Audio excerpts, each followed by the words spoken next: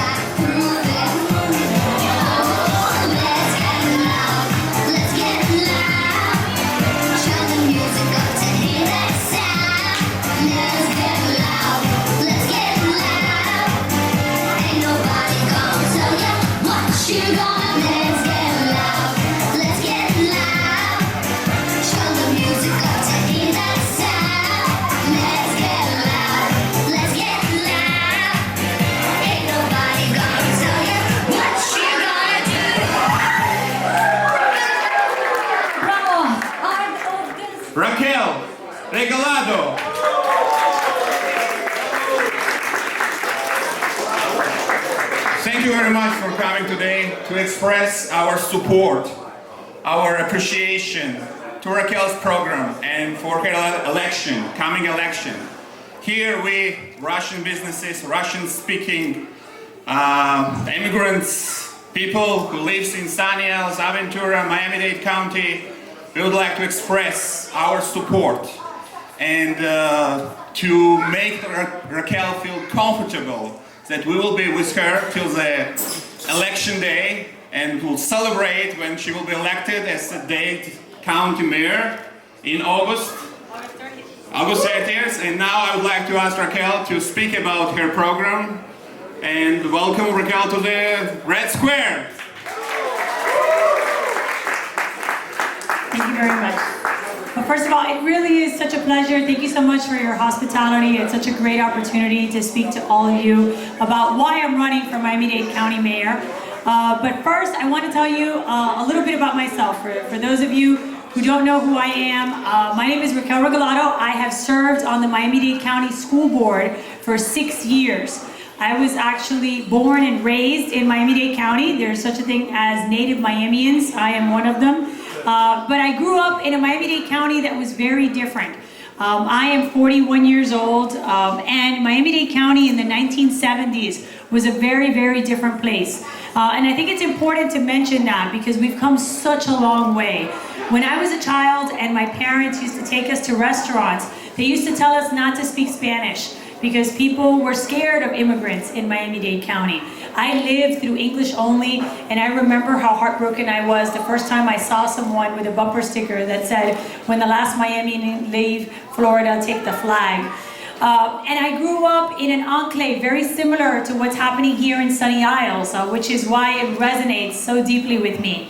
My parents worked in Spanish language radio, and I grew up surrounded by a Cuban American community that really wanted to maintain its culture and its traditions, that had an emphasis on education and art. You know, a lot of people don't believe that as an attorney, I played the piano and the saxophone and the guitar. I danced flamenco and ballet and jazz as a kid because my parents wanted to ensure that the arts were part of our lives. But it was very different to what was happening in Miami-Dade County at that time. And one of the things that I remember so vividly is my parents used to tell us all the time that being Cuban American did not make us less American. That speaking Spanish, that being, knowledgeable about our history, that, ensuring that our traditions were maintained didn't make me less of an American. And I think that that is so true of what we're seeing now in all different parts of Miami-Dade County. Now in Miami-Dade County, diversity is a wonderful thing. We really have turned the corner. And we're so excited about all the different opportunities that we have here. And the fact that we can raise our children and teach them our traditions, and it doesn't make them less American, and it doesn't give them less opportunities. And different to my parents though, I don't want to go anywhere else. I love Miami-Dade County. People ask me why I'm running for mayor, and really, honestly, I love this place. I think it's so wonderful. We have so much diversity. We have so much to offer. We really are where everyone else will look like in 20 years. So as a school board member, the most challenging thing for me has been that our children are leaving Miami-Dade County. At 26, at 27, at 28, they're leaving. They're leaving to Jacksonville, they're leaving to Tampa, and they're leaving to Orlando. Why? Because there's no opportunities here. Miami-Dade County is an overgrown tourist trap. Economically, that's what we have to offer. And the problem is that we really haven't changed the course and diversified our economy. 40% of the people who live in Miami-Dade County pay more than 50% of what they earn for their rent or for their mortgage. Forbes magazine last month determined that Miami-Dade County, when you look at how much we get paid and how much we pay to live here, is the most expensive place to live in the United States.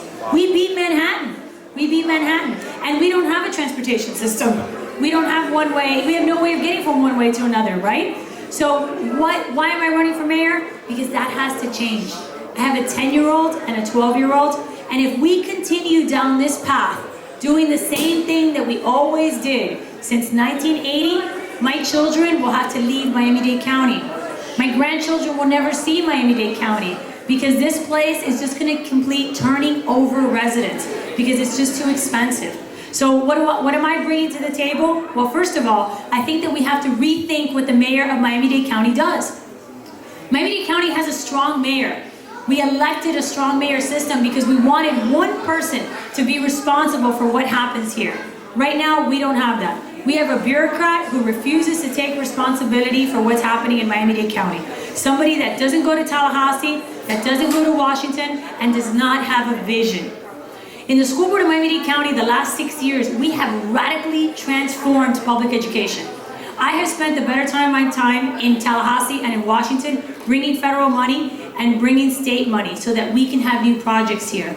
You know, Carlos Jimenez will say that the reason he hasn't done anything over the last 6 years is because the economy was bad. Yet Miami-Dade County schools achieved more than it has ever achieved in the worst economy that Miami-Dade County has ever seen. Why? Because we were there, we advocated, we doubled down. When the federal government was offering money, we took them up on that offer. You know, most of the people that are here are getting here late because they were stuck in traffic. I always tell people that if I wasn't running for Miami-Dade County mayor, because of the traffic, I would run for Miami-Dade County mayor. It's that bad. It's that bad. It takes us an hour to an hour and a half to get from one point to another. To transgress the entire county, it'll probably take you about 3 hours. The traffic congestion here is insane. Yet, Miami-Dade County has not applied for federal transit infrastructure funds in the last 9 years. Carlos Jimenez will say that the reason that we don't have transit options is because there is no federal money. But if you don't apply for federal money, you don't get it. That's just basic stuff. He has no vision as to what we should be doing here. The half penny has been a disaster.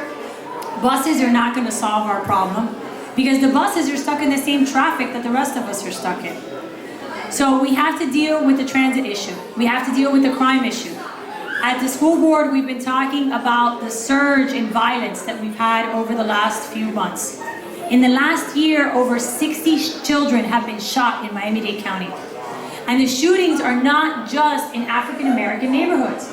A lot of people want to think that this is limited by area code.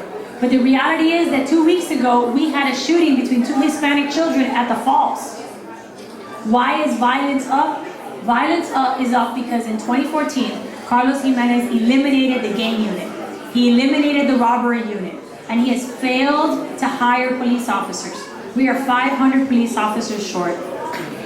Right now, what the gangs are doing is that they're paying children that are 12, 13, 14 years old, $50 a night to go into parking lots and see if people leave their cars open.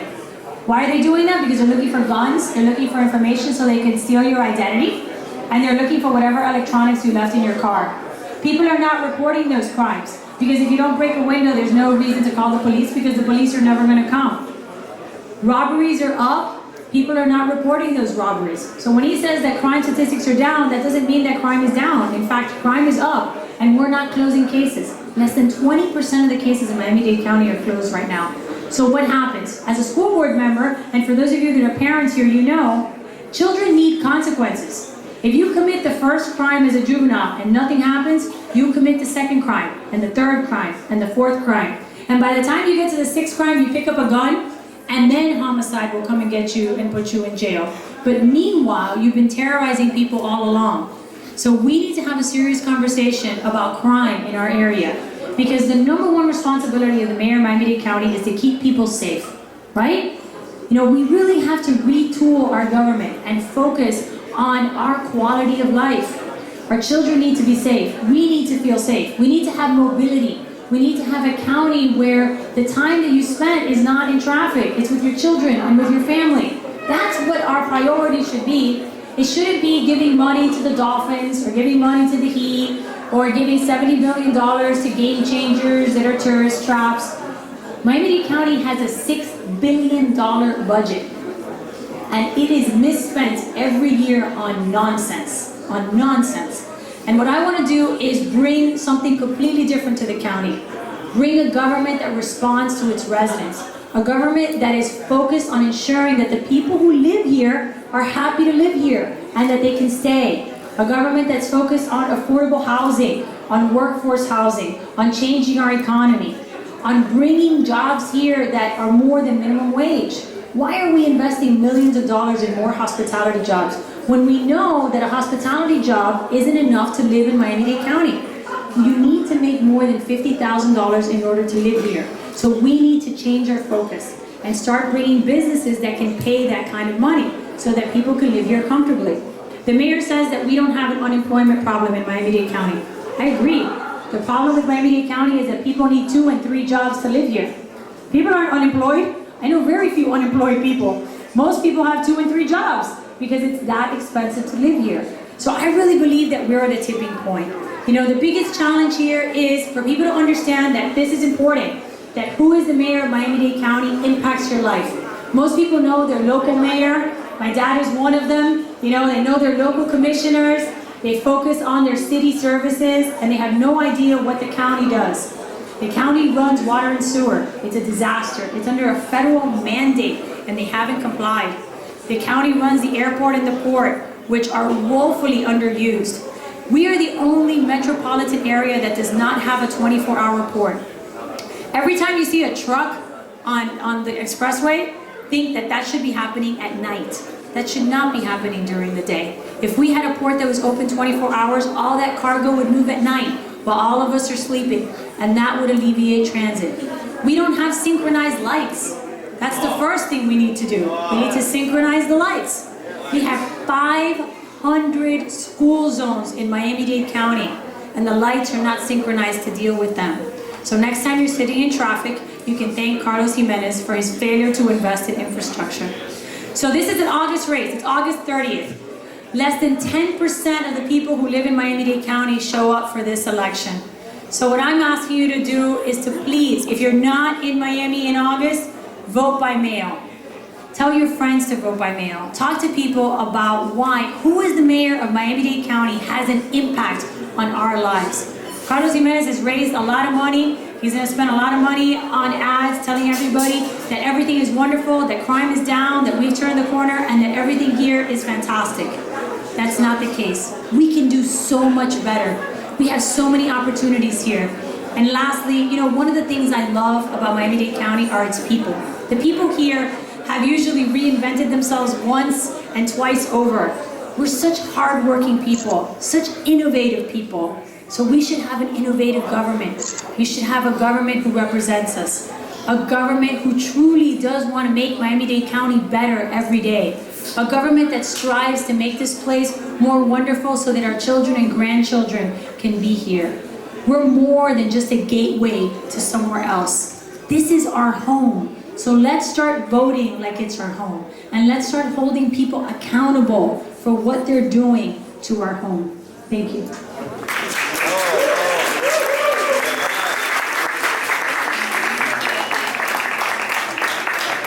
Well, amazing speech. I didn't know so many provinces in Miami-Dade, but now I know. Yes. Anyway, thank you very much, and I'd like to thank also Norman Vasila, who is the president of Russian community. Please, Norman, come. In Tower. Okay, everybody, thank you very much for coming to this event. We would like Russian community to participate a lot more in political events and be involved in what's happening in our city, in our county, in our state. So from now on, we're going to do a lot more events, you know, political events, and we'll get people more involved. And hopefully, everybody here is going to support the best candidate for Miami-Dade County, Mrs. Regalado. And let's please clap our hands and make sure that she's our next mayor of our county, that she can do a lot more what we're getting right now. So thank you very much for coming here today. Thank you. Thank you very much, guys, for coming. One more time, Raquel Regalado is our candidate for the Miami-Dade County Mayor. Yes, let's do it. And now enjoy food and champagne and music. Let's have it. Music. Thank you.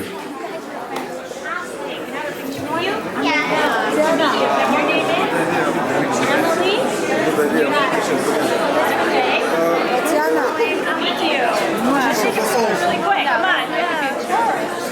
I love your hair.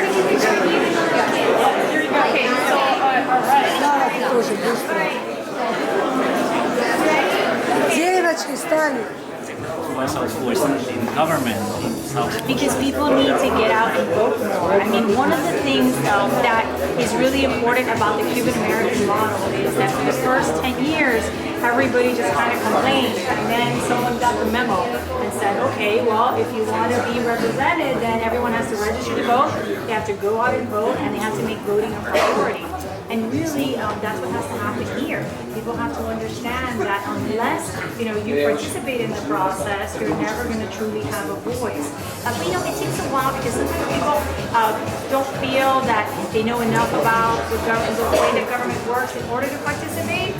And that's why the education is so important. The fact that you guys are talking about it is so important, But it really is a cultural issue. And I can tell you, growing up here, I mean, one of the first things they told us was how important it was to vote. I mean, the minute you turned 18, if you didn't register to vote, you had to register. And my father is very proud of the fact that I've never missed an election.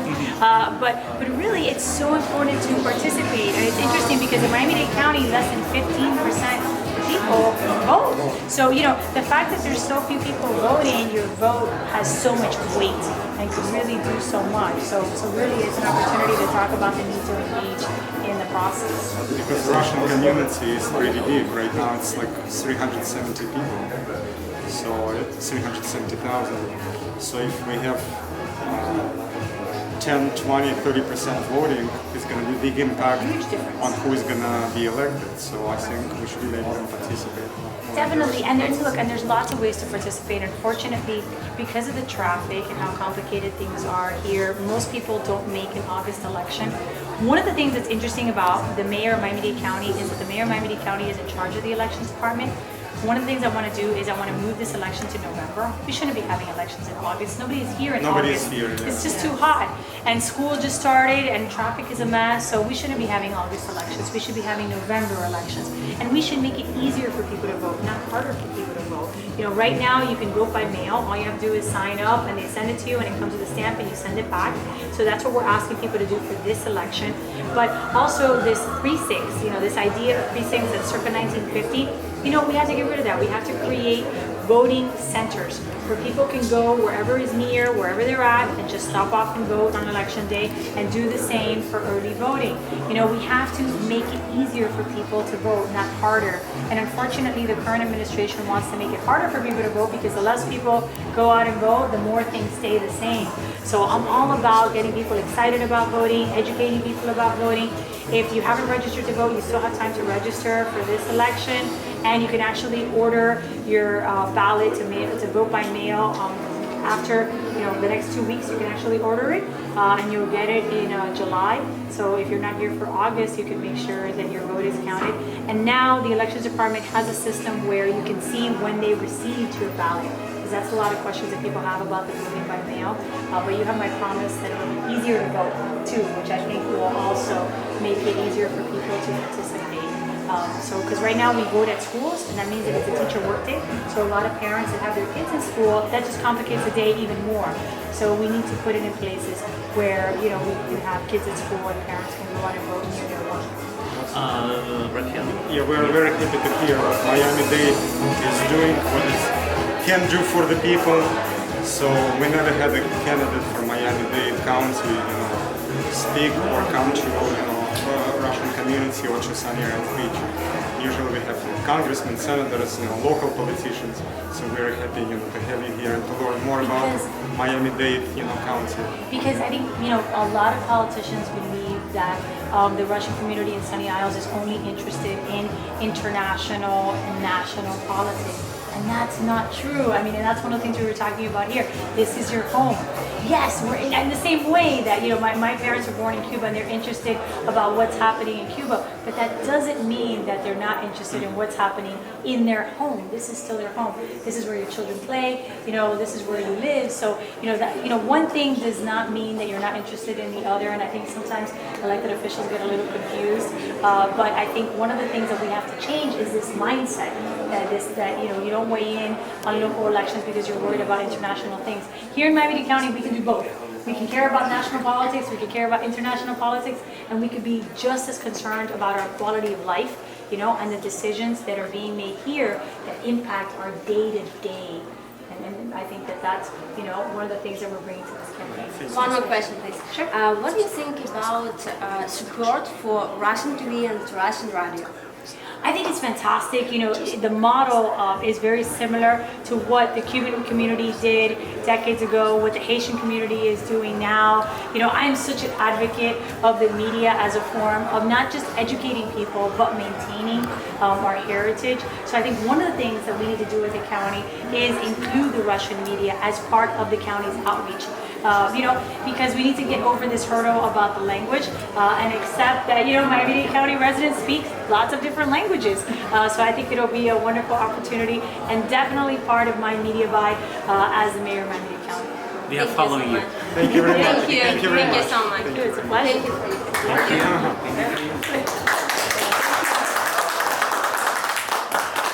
you. Did you ask her the questions that you wanted to ask her? You're good? There were some other people that came in that I wanted to introduce you to. Sure. Because she represents an entire building. Okay. Huge building. Okay. Inside.